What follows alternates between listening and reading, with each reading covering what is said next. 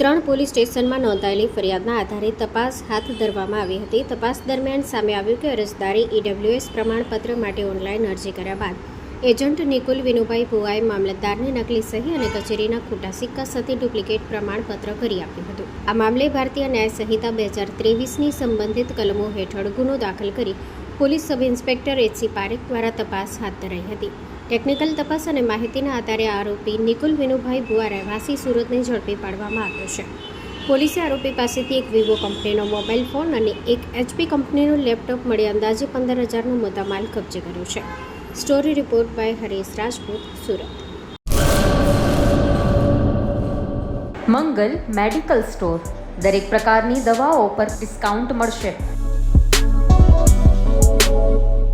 Hospital road, cosmos બેંકની બાજુમાં, doctor દમયંતીબેન ગણાત્રા હોસ્પિટલની સામે, ભુજ. Mobile number 9428234840.